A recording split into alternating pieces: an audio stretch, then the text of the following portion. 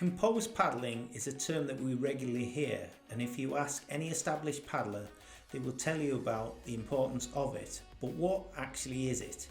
I'd suggest that it incorporates a number of elements which are all important individually, but also impact on each other dramatically, affecting the control and quality of execution.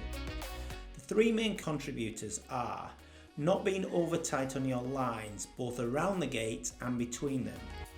Keeping the boat flat unless it's recognised that the use of edge or roll is clearly beneficial, and generally keeping a quiet body, i.e. there isn't lots of excessive movement either side to side or back and forth. These competencies have their own benefits, so not being over tight, giving space, reduces the risk of penalties and helps conserve momentum on the boat.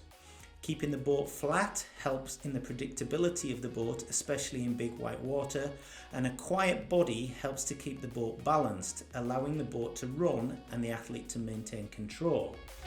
However, it's also important to recognise the effect that they can have on each other.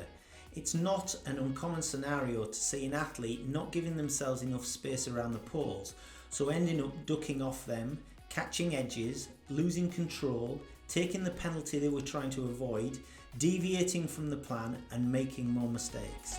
So this is why these competencies are at the foundation of good slalom performance. Set up the session on moderate to intense white water with courses which get progressively more technically challenging.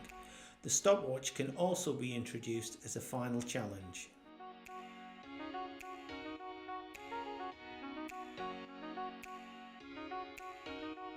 In this head-to-head example taken from the Under-23 European Championships, it's easy to see both athletes pushing hard and trying to find the optimal line to deliver their best performance.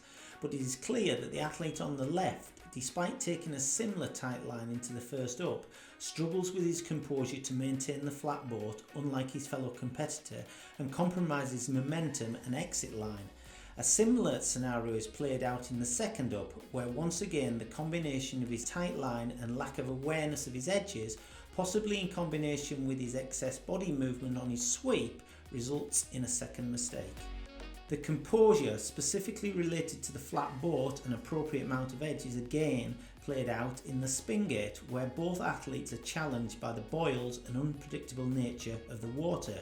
Yet the athlete on the right eventually deals with the situation, getting the outcome he wants, while the other gets caught up on his edge, resulting in a costly penalty.